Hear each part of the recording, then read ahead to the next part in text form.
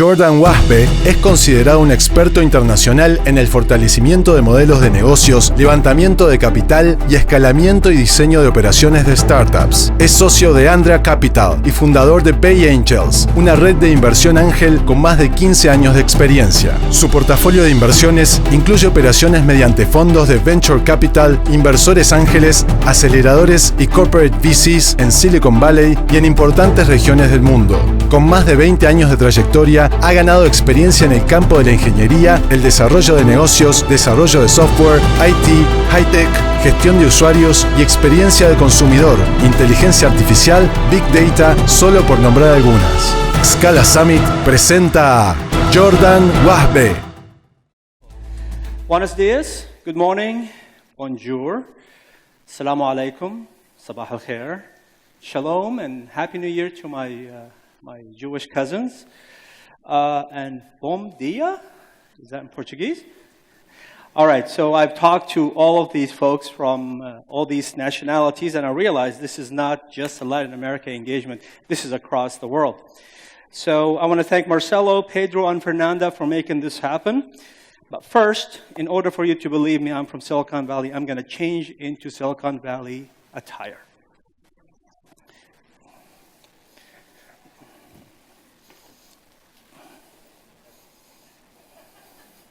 The hoodie, and maybe you will believe me now when I talk to you a little more. So in Silicon Valley, everybody wears a hoodie for a reason. Oops, here we go. Because we don't have money or time to put on jackets. Everybody is busy, always engaged in a variety of things. So hoodies are the easiest thing. You cover your belly, you cover your wrinkled shirts, you wear these boots because they're practical. No time for heels. Jeans is very applicable, and most of the people accept the hoodie as basic attire. Nothing special about the hoodie, it just works. So I've been here for about a day. I heard many people talk, so before I get into my business, I want to talk about some things I heard. If you're an entrepreneur, investors are most important thing to you right now. However, fundraising is not the goal. The goal is build a business. Fundraising is just part of your journey. So with investors, you're not entitled to their money, and they're not entitled to your company. It's a mutual thing. Don't get upset if they don't give you money, and we won't get upset if you don't take our term sheets. You have to come together all the time. Investors, which were called VCs or vulture capitalists, I think vultures are God's creation. They're the children of God nonetheless. They do good work. They help move the environment forward, and investors and VCs, they make sure the best of the companies rise to the top. So if you are concerned about your relationship with the VC, don't be concerned. They're here to help make the best decisions. They may take more of your money or less of your money, but their job is that's their job. We also read the same books you read. We also look at the same articles that you look at. We're as informed about the ecosystem as you are. Sometimes we're even more informed. So don't try to game it. Don't try to play them. Work with them. Don't try to outsmart them because they're smarter than you.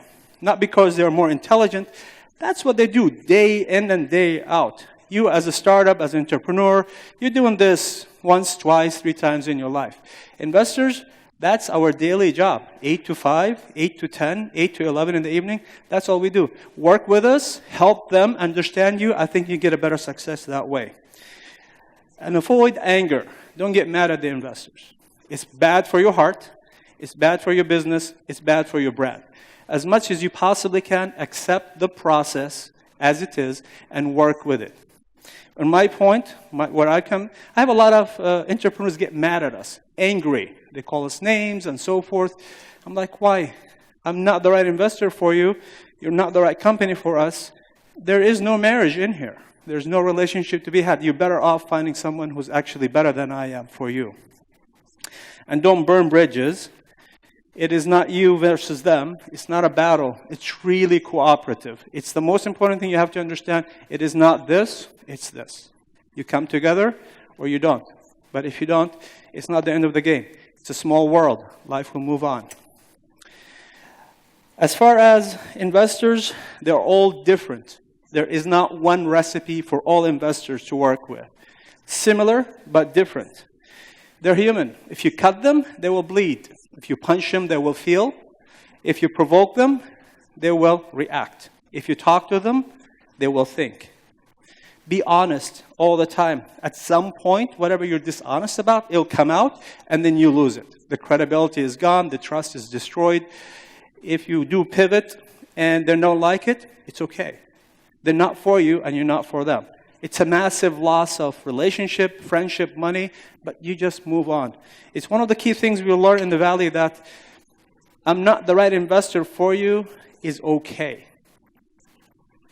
You're not the right company for me, it's okay. At the end of the day, you're trying to build a relationship, not force a relationship. Investors are not your friends. Think about that. The investor is not your friend. The investor is not your mentor.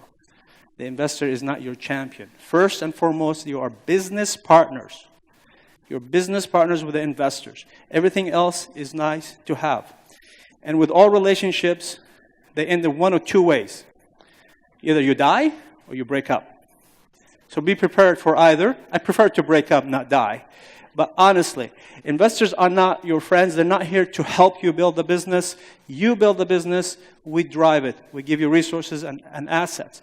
But the responsibility to make it work is you. The gentleman yesterday said at some point he realized he has to do it himself. So I would think that way as well. If you're an entrepreneur, I heard they are born.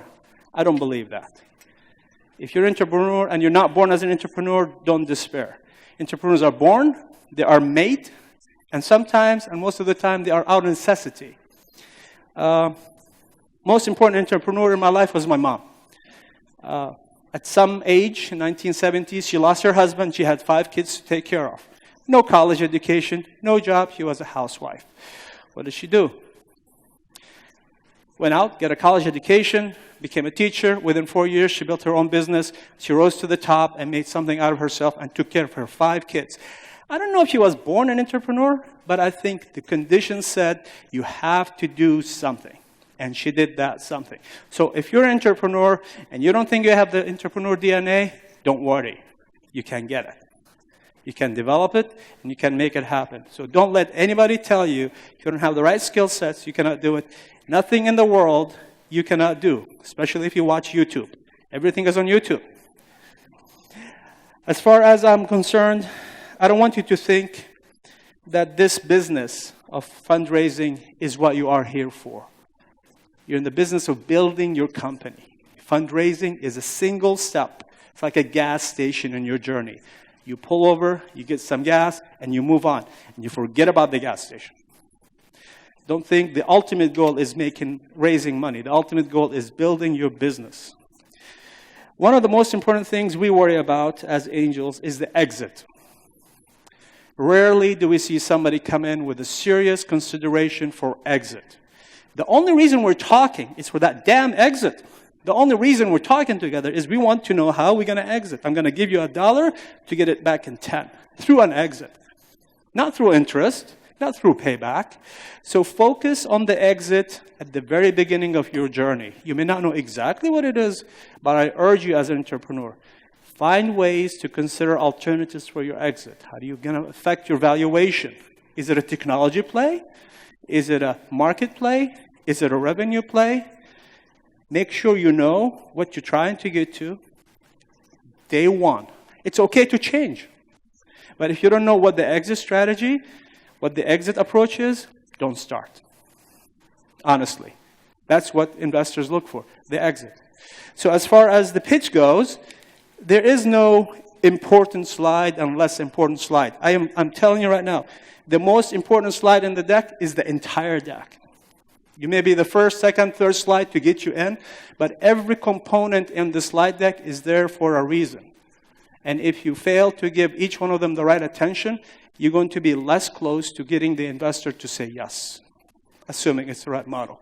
So financials are important, team is important, competition is important, market is important, problem, solution, it's all important.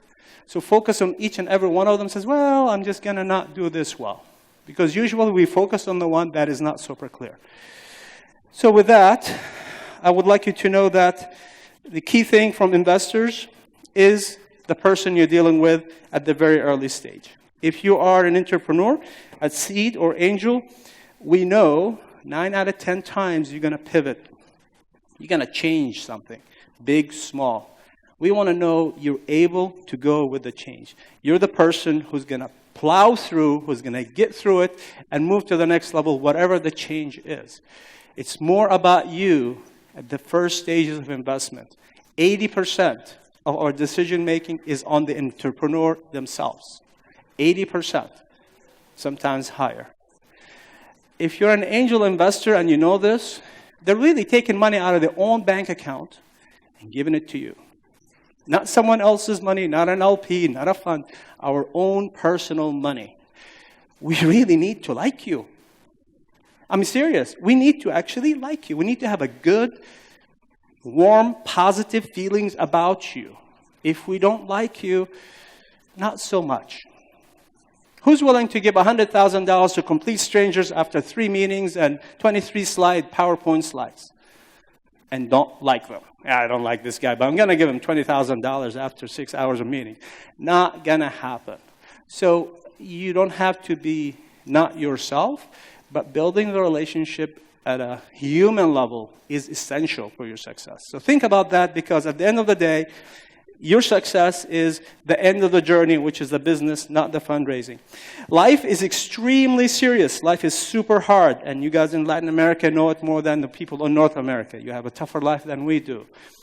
While it's so hard, don't take your life too seriously, please. Don't be too serious about everything. Breathe. Enjoy the moments. Don't focus on the negative all the time. Focus on the positive, because the negative makes the positive that much more.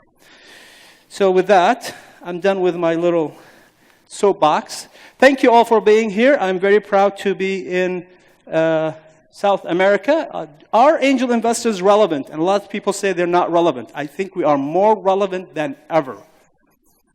Absolutely more relevant than ever. I'm going to show you why. We are one of many sources of funding for the startups, between angel groups, banks, VCs, crowdfunding, and so forth. I think, because I'm an angel, we're the most important, because we come at the beginning of the journey. You may skip to a VC, good for you. But generally speaking, if you start with angels, it is most important because it's the primary source of funding for most startups. And the numbers and economics show that we're very profitable. You know this because everybody's coming after us. We're strong, we're trendy, we're sexy. Everybody wants to be an investor. You know, after HBO, Silicon Valley, and millions, oh, look, this is hot. This is cool. I want to be an angel investor too. But there's an increasingly larger number of younger folks in their 20s and in 30s with disposable income who are willing to put in $50,000, $60,000, $70,000 annually investing in startups like you. So the number of angel groups is increasing and rising. We're a powerful driver in the economy. And I'll show you that in a minute. We are able to create jobs. We're able to help distribute wealth. And we're able to give access to larger companies to talent that they would never, ever had access to. I'm not bragging about being an angel, honestly. I'm just showing the journey starts with us, and we're enabling all these large companies to evolve. I worked at Cisco. Cisco, I think 200 and plus acquisitions since day one. The largest, or one of the largest companies. We always acquired companies, either in early stage or Series A and B, and that's how we got the technology. We were accessing the best of the best of the best of the best through acquisitions. So we have a strong hand, angels have a strong hand to do this. Last but not least, which is called the democratization. That's a very important concept because up until 30 years, 20 years ago, things were cocooned. Money was isolated, talent was isolated, technology was isolated. You as an average person didn't have access to many of these things. Through the angel investment, we're allowing access to you as an average individual. Average is not bad. Just somewhere in the middle, to have access to talent, to money, to technology that you would otherwise would not have had. Talked about Cisco, massive impact on the economy, the world's economy. They pretty much invented the internet, not Al Gore, but they did. Netflix changed the way entertainment is delivered, created thousands and thousands and thousands of companies at the heel of Netflix. I cannot talk enough about Uber, so I'm going to leave that alone. But if you think of what Uber has done, not just the Uber, the gig economy, it created the concept of sharing. And because of that, I won't say much more, everybody is doing the same thing. So these companies, in total, have created millions and millions of jobs and created access to billions and billions of wealth, from the average person to the top-level person across the world. In 2017, 415,000 startups created in the USA. 415,000. I'm just going to let that sink. 415,000 companies in 1 year. That's a lot of companies. And they created 1.7 million jobs. It does not seem like 1.7 is a lot, but in the US economy, it's a huge number, substantial number. So by where I'm going with this is, first, what am I here? That's the question. XCALA invited me. Thank you, XCALA, for doing this. I really appreciate it. Carla Padilla, she and I have a bet. She said, I'll mention you. She said, you want? I said, I will. She said, you want? I said, I will. If I will, I'm going to give you a free haircut. I said, sure. And if you don't, you pay double. I'm like, I'm definitely putting it in there. So give me a good haircut. I think it looks good. The makeup artist doesn't feel so, but it's okay. And I love to be in American Airlines for 15 hours, no movement, because I love pain. But what I'm here for, I'm going to come to it in a minute, which is, do you guys know how much money was created in the first 6 months of this year, investment money? $102 billion, $102,000 million were invested from VCs worldwide in 6 months only. It's a real thing. This business of investment is not a joke anymore. It's real. And with that, you're very welcome. Look at this. Of these $102 billion worth of deals, half of them were angel investment, seed investment deals. Can you believe that? Half of the deals came from angel and seed investment.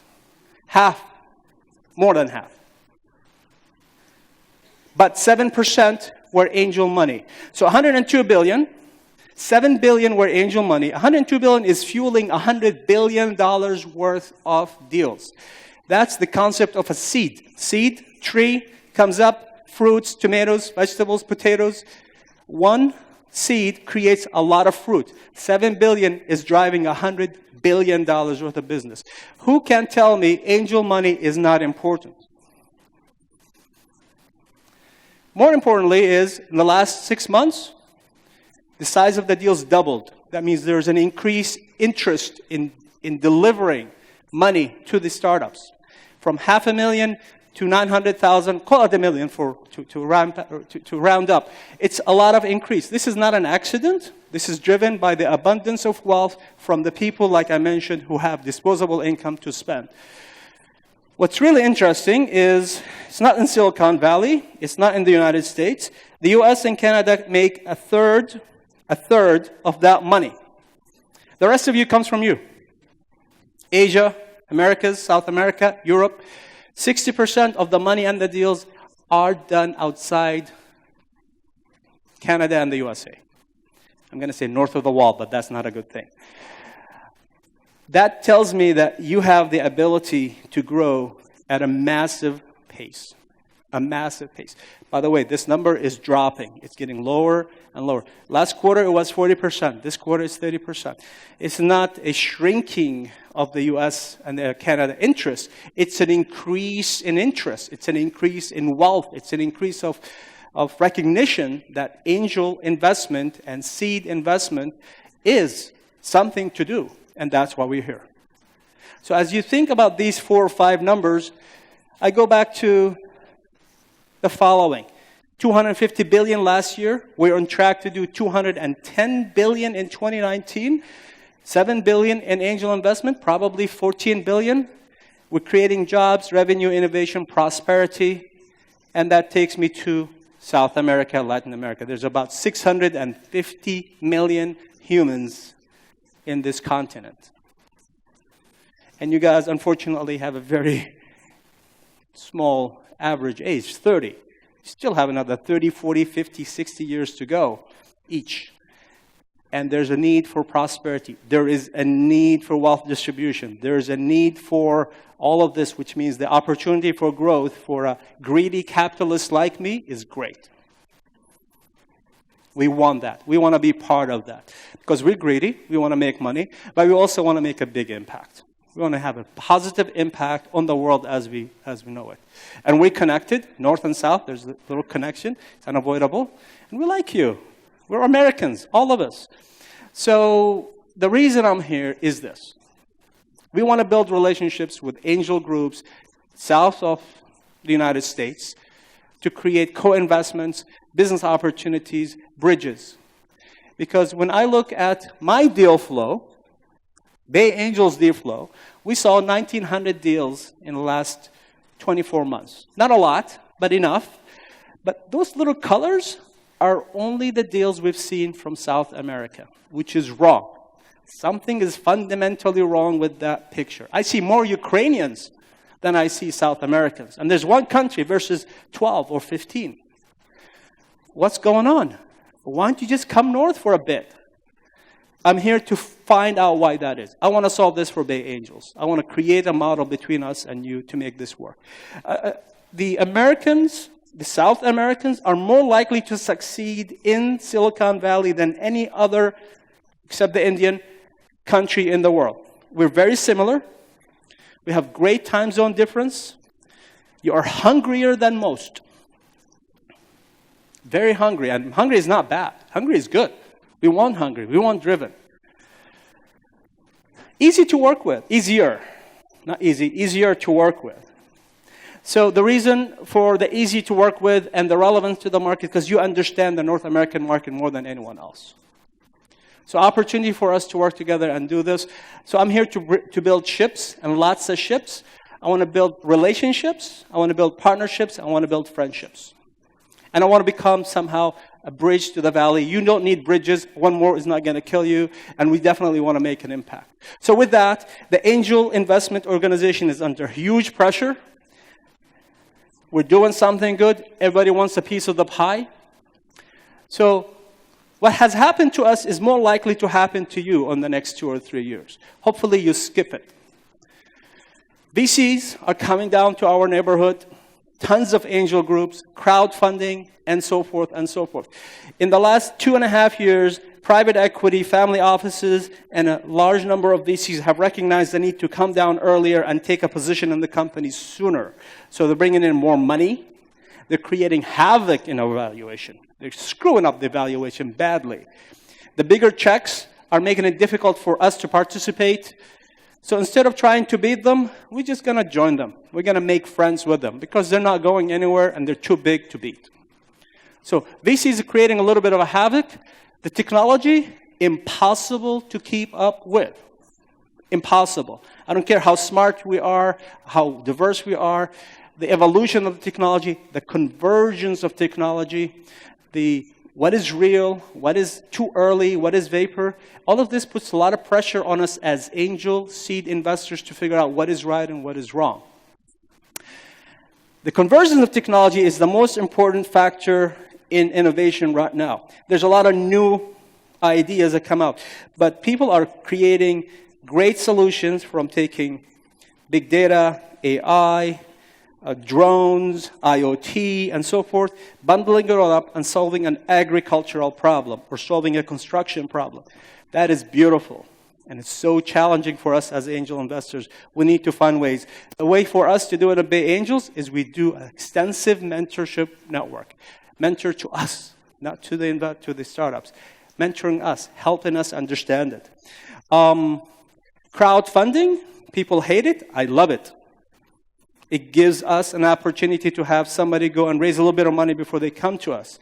If they're raising $1 million and we can cover 700, maybe they can finish the 300 in a crowdfunding. Crowdfunding is here to stay. It's a great opportunity. People hate it. I think it's great. If you have an opportunity to explore it, go for it. It also allows a non-accredited investor an opportunity to access wealth and technology.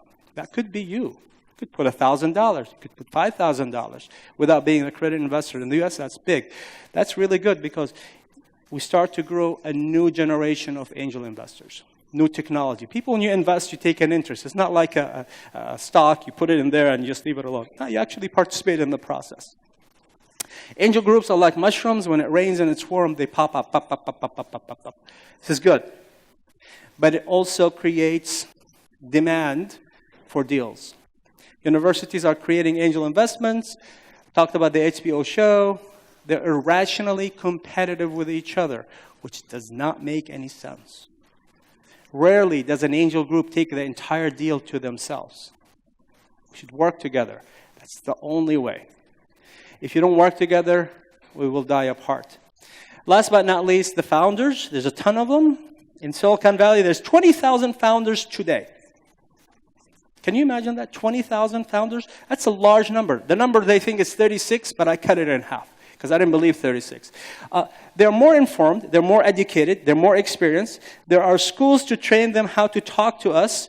There's events like this to tell them how to raise funds. They know what to say, when to say it, and how to say it. So it's difficult for us, very difficult for us as investors to understand what's going on with the founders. But it's also beautiful because we see a large number of people who want to participate. Incubators, accelerators is the best thing that's happened to us at BayAngels. They are like a boot camp. They come in raw, they come out polished, ready, good to go. The time to investor is faster, substantially faster, 4 times faster. You go in the accelerator, 6 weeks later, you're ready for your first pitch. 12 weeks later, you're ready to be funded. And all the fundamentals are covered. I love accelerators. We do a ton of accelerator work. There's Kiwi Tech, one of our business partners. We send them companies, they polish them, they clean them, they invest in them, and then pass them back on to us. We also do plug and play, which you've heard of. We also do Berkeley, Skydeck, and plus 10 more. As angel investors, we are invested in building relationships with accelerators. We give them time. We look at their deals. We do office hours, 3, 4, 5 hours a month per. We go to their events. We promote them. We make them our next best friend. So as an angel group, try to engage with them because they're really good for you. And they're going to give you really good, solid deals. And there's also the bad actors, the bad apple. They happen everywhere. Investors, bankers, accelerators, entrepreneurs. These guys are coming from everywhere. They're stupid. They're dishonest. Sometimes they're both. You need to watch out for them, and you need to act quickly. If you let them fester in your network, you're done. It only takes one, honestly. That bad apple could ruin the whole crop. So for us, we continuously watch over this. We vet them. We talk to them. We spend enough time with them on a regular basis. And we watch out for feedback from founders. Every time an investor talks to them, we call the founder. How did it go? What did he say? And we tell the investor, we're going to do this. This is part of what we do. And we call him and say, how did it go with the founder? What happened? That feedback is essential to keep the relationship going. So, what do as angel groups, as BayAngels? We adjust, we pivot, we evolve, we build tons of relationships, a lot of relationships. We have more than 50 active relationships on an ongoing basis that we engage with them on a monthly basis, from a phone call to a visit, to a deal flow, to a deal screen, to a lunch, to a dinner, to a drink. It's a full engagement. There's no two ways about it for us.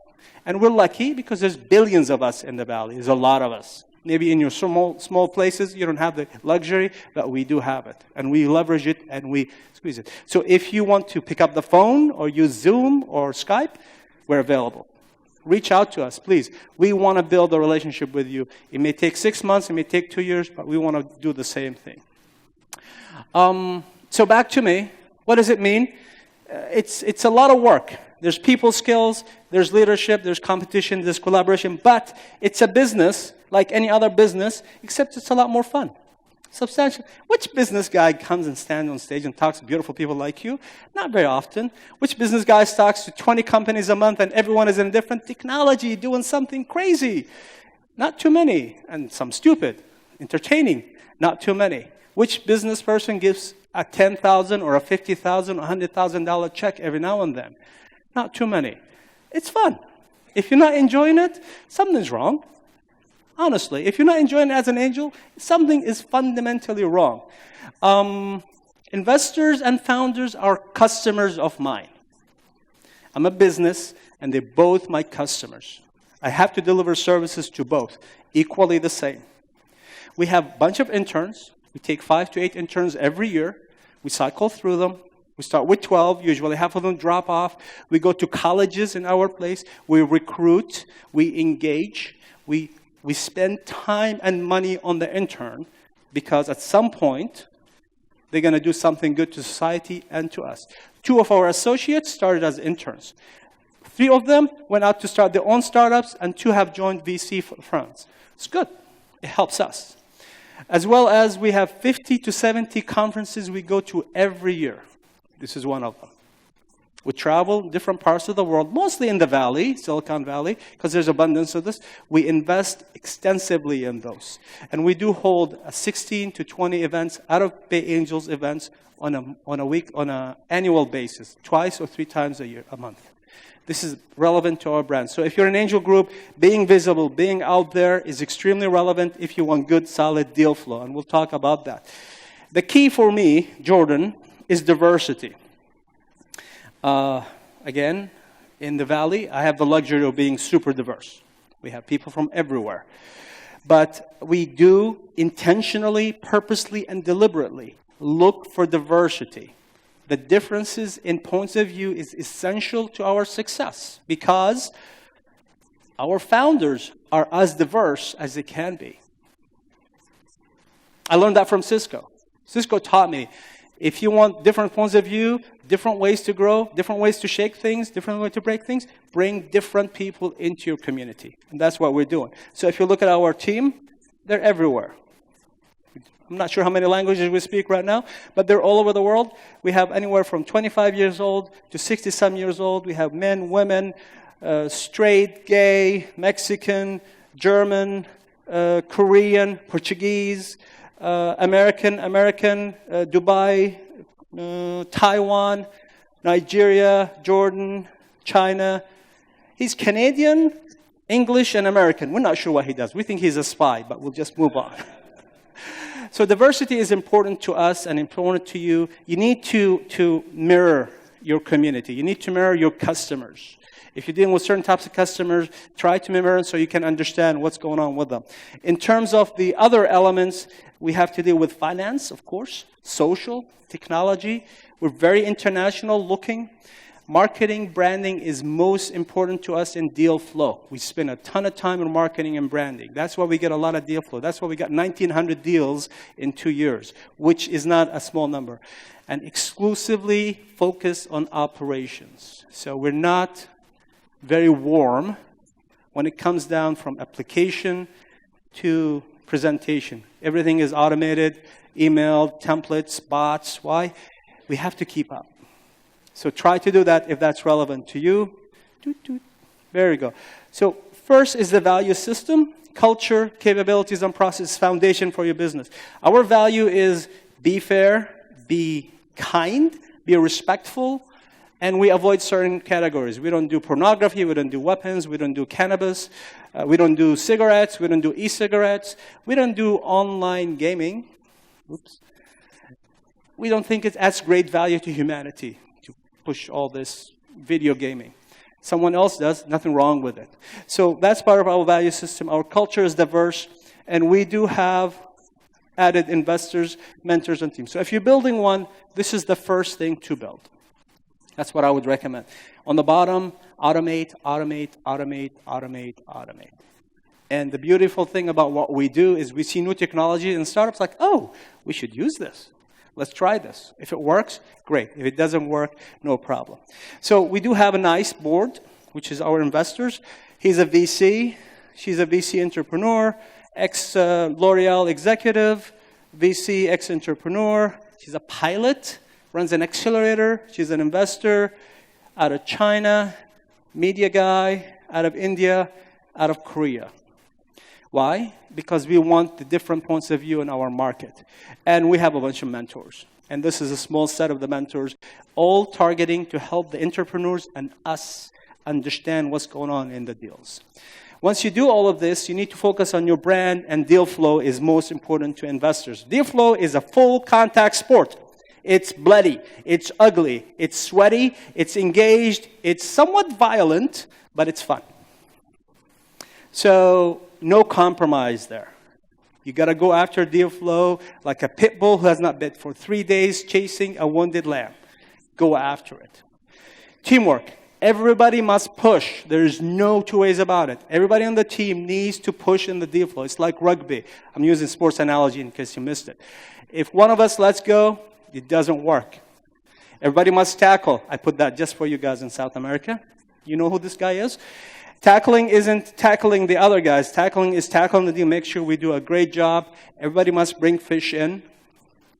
There's no excuses for not bringing some deals in on a regular basis. Why? Because if they're not bringing fish in, the investors and the team members, something is wrong. Are you not interested? Are you not engaged? They're going to bring in what they like. And their point of view is relevant to us. And last but not least, you need to think about farming. So the ways we go about doing this, we have 3 categories for deal flow. We go hunting. It's probably 10 to 15% of our deals comes from hunting. It's very targeted. We go to an event. We go find a company. We take them down, we bring them home like a tiger with a wounded lamb. We do a lot of fishing. Fishing to me is where we cast some bait and we go a pool full of fish, full of deals, and we try to, and I'm fishing today. This is what I'm here. I'm in fishing expedition. It's really important to have a good public profile, and where you go and what you do is really relevant. Don't go to all the events that don't make sense to you, and you do need a lot of tools and a lot of gear to go there. So when you come to an event like this, and you know this, you have to be prepared to really... Somebody said, how many hours you slept last night? I said, I'm going to sleep 3 hours. I'm not here to sleep. I'm here to fish. And then farming, which is an ongoing thing. Farming is the most productive, most efficient way for deal flow. Banks, lawyers, accelerators, investors, founders you invested in. Farming is really relevant because it's what really brings in 40 to 60% of our deals on a regular basis. And I'm going to skip this slide because it's not too relevant right now. So if you do all of this, you need to start thinking about the next round of money. So I'm investing in a company. I've got to make sure we have 5 or 6 potential investors lined up because then everything is a loss.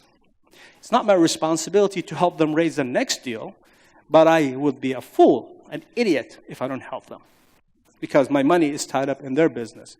So with us, this is BayAngels. On the left side, my left, your right, we have a large number of angel groups, and I hope we add some of you to us and us to you, who can be looking for the next round. And on the other side, we have a large number of VCs that we have strong relationship with, and we know that when the time is right, they will be interested. We make introductions to those guys very early on. The VCs want to see the company at an early stage and ... see how it goes. This is how we try to protect our deals. And BayAngels, we share every single deal we have. We don't hold back. And people know that. And because they know that, they know what we give them is the truth. Because of this, they're sending us deals. And if you look at our deal flow, we start with an 80 on a monthly basis, dwindled down to 20, 8, 3, and then 1. So the first 80 is chaotic. There's a bunch of things coming in, CRM, email, LinkedIn, website, phone calls. We just put them all in the CRM and we process them. Hi, Mom. Are we good? Then we go down to 8 to 10. The time from 80 to 8 to 10 is anywhere from half an hour to 3 hours per deal. Half an hour to 3 hours per deal. That's a lot of time. But we automate a good component of it, which helps us screen through them. When you get to 8, this is where it really becomes relevant. That's where we talk to our mentors, and we spend 3, 4, 5, 6, 7 hours sometimes per deal to get them to the 3 or 4 which we present to our investors. Our investors come to our events once a month ready for the food to be served. We have vetted them. We have prepared them. We've done everything. The The one rule we have to have is, if you pitch, the most important thing is the investor doesn't say, what was that about? It should say, I understand it, and I don't like it. I understand it, I like it. I understand it, and I'm going to invest in it. If we get 1, 2, or 3, we're good. So that's why pitching is relevant to you as an entrepreneur, and for us at BayAngels, a lot of time is invested in this. And from that point on, we go down to the actual investment process. We invest in an average about 1.2 companies every month at BayAngels. And we invest about 2.3 more through our network. So because you didn't make it, we don't give up on you. We push you out to other angel groups and other investors because we want them to invest in you. It's good for us. At the end of the day, 1% still make money after all this work. Our statistics are the same as everyone else. 1% of every 100 make money. 3 or 4% we break even, and the rest is a complete loss. No different than anyone else. We're not better. I'm not saying we are. We're better looking, but we're not better. 60% of our energy is on the initial deal flow. It takes anywhere from 4 weeks to several weeks. Sometimes we stick with the company for a month or 2 or 10. We see them in October, we stay with them till January, February, we check on them, we stay with them. At some point we say out or in, but there's no timeline for us. Usually within 10 months we know. So if you pitch to us and we say come back, we really mean come back. And we would call you, say, how you doing? What's going on? Check up on you. Reaching the due diligence and getting it's 4 to 8 weeks. Relatively slow, but 80% of that time is those damn meetings. You have a meeting? Yes. When? 3 days from now. All right, let's have a meeting. When do you want to talk in? In 2 weeks. I'm like, dude, come on. Get it done. Move on. But the 2 weeks is important because the investors want to think about it and do homework and so forth. The total number of hours in our due diligence is anywhere from 6 to 20 hours, depending on how big the deal size is. And then the rest of our life, 1 to 4 years, is spent on managing the investments, which is nothing unusual to most investors in here. This is relevant and important. The one that matters to us is the 4 to 8 weeks. It's a lot of focus, a lot of energy, a lot of attention is paid. This is business as usual. So no different than what you do in your world, same thing, same operating procedure. We also look for multiple VC firms, investment bankers, and corp VC for follow-up money. Investment bankers are the best because they want the business. They're willing to look at anything you send them if it makes sense. VCs, you have to negotiate. Corp VCs and family offices, it depends on the organization. Some of them are very active. Some of them are laid back. We cannot push a rope. It is what it is. If they like it, they like it. Corp VCs are very tricky because it's a job. It's an employee in a company who's managing a certain amount of money for the company. So they're rewarded through others, not through investment. If they do a bad investment, they may be fired. Someone else will show up. But in the end of the day, corp VCs are usually the most promising if they stick, but the least likely to stick. And one of our investment bankers is Scorpion Capital. We work with them extensively, and they do all sorts of things. So we do look at Series A and Series B because we want to do them favors so they can do us favors. Exits. Who loves exits? Who does not love exits? Nobody wants to respond. All right, I'm going to stay here until somebody raises their hand up. A lot of failures, and that's part of the game. This is not my slide, it's Saraf's slide.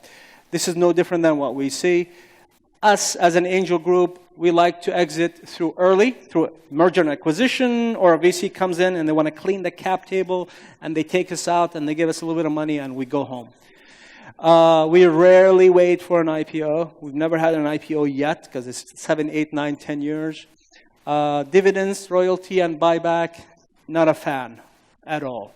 But if it happens, it happens. We acquired a company January 2018. In May, he sold it. I'm like, dude, what? What happened? He says, I got a good deal. I want to sell. Like, we even haven't accumulated any interest yet in our convertible note. What is wrong with you, boy? So it is what it is. It happens. And we've had companies right now. We invested in a company. It came in at $6 million. Now it's valued at $16 million. And they want to get it out. I'm like, don't get out. Hold. Stay. Wait. It could be 20. It could be 6 again. Hold on for it. So it works both ways. We do see a lot of companies that shut down. This is numbers from the Valley. I'm not sure if you're familiar with it. Do you know that 70% of all companies, successful exits, not failure, successful exits do not make an IPO? 3/4 of the company are exited before they go to an IPO, usually by Series B as in boy. People think everything's IPO. No, 1/4 of companies IPO. Successful exits company. So for me as an investor, if I do 5 deals, or if I do 10 deals or 20 deals, my odds of a positive exit increase incrementally. Not very much. Go from 8% to 12%. However, the positive exits, depending on the larger number of deals, do change unfavorably. If you start with 5 deals, positive exits from total exits, it's almost half. So the statistics are relevant as a baseline for us, but we always think we could do better. Every angel investor thinks he's going to be better than the statistics. That's what keeps us going, by the way. If we wake up in the morning and say, this is the number you're going to go to, like, I don't want to do that, but I'm better than the rest of them. With that, there's a secret box that you have to have, in my opinion, to make your life easier. And the secret box is because it's fun, it's exhausting. I had a guy email me last week, and he says, I'm a delusional investor. And then I said, thank you. And he goes, oh, you're also low life. I'm like, dude, what did I do to your mama? Nothing. But it is exhausting. It is frustrating. It's rewarding. It's extremely challenging for me. I'm a humble person, come from a humble background. So you do need charisma. Charisma is really important as an angel investor, especially if you manage in the group. It's you have to have that energy on the inside that makes things bounce off you like it doesn't matter. You can go home and cry later on, but at the end of the day, if you don't have the fun, the enjoyment of it, then all you have to do is give it up and go gray and go home. If you're not having fun, please don't do it. Last but not least, here's a quick snapshot of what we do. This is about a month old. 36 closed or closing. They made it to Series A. 80 are still on, 18 folded. There's 12 that are missing in action. Means we don't know what happened to them. We cannot find them. Before my time, we invested in some companies. 2 of the founders are in jail. Fraud. Remember the bad apple? It happens. And so forth. We've been around since 1998. We're in BayAngels release 3.1. This is me. We're looking to expand our network. Our check sizes are humble. We make a lot of deals, but our network invests 3 or 4 times the amount of money we do. My favorite. So I'm not here to brag about the companies we invested in. I'm here to brag about how we screwed up badly. We call it the damn it factor. So this guy, he's building this little box. Helicopter is rescuing people. Apparently, when the helicopter is rescuing people, this little thing swings left to right 25 degrees each, and in the process, people die and so forth. So he put this little box, and he stabilized it down to 3 degrees of swing. We sort of laughed at him. We didn't believe him. Not sure it will work, blah, blah. He pitched in November. I personally believed in him, but the team didn't. So in April, he signed a DoD, Department of Defense contract for $75 million. And this month, he's going to spin off that division as a standalone, so he's going to focus on all the others. We screwed up badly. This guy, he pitched us. Bad job pitching. Great guy. He had to read from the notes. He was nervous. He was sweating. They didn't like him because of that. I'm like, that's not fair. 2 weeks later, he closed his deal. He's off to the races. This gentleman, 19-year-old, brilliant, super smart guy. He was turning 20 when he came to us. He has an algorithm He points a regular camera at your eye. He reads the muscles. There's 4,000 muscles in your eyes. Every muscle apparently is attached to a certain part of your brain. Based on that, he can tell you what you're thinking, literally. So he has a contract with the Air Force to help the pilots train faster, quicker, and some other things he would not tell us about. We thought he was too young. We screwed up. Flying car. I saw it. He had a demo. It works. But we were too afraid of the liabilities. 2 weeks ago, I was in Dallas. Ross Perot, do you know who Ross Perot is? He has an investment arm. They're invested in flying cars, ports in Dallas. They're going to start that in a year. He's part of that. Ouch. And last but not least, this gentleman here, he pitched us. 2 days later, he closed the deal. We should have moved him faster. So things do happen, and it's okay. You have to laugh about them and not worry about them too much. Other than that, I'm here to be a friend, be a partner, build relationships. Silicon Valley is human, just like everyone else. If you cut us, we will bleed. If you punch us, we will feel. If you piss us off, we'll yell back. If you talk to us, we will think. And if you reach out to us, well, I'm reaching out to you. So at some point, let's build something that works for both of us. Thank you.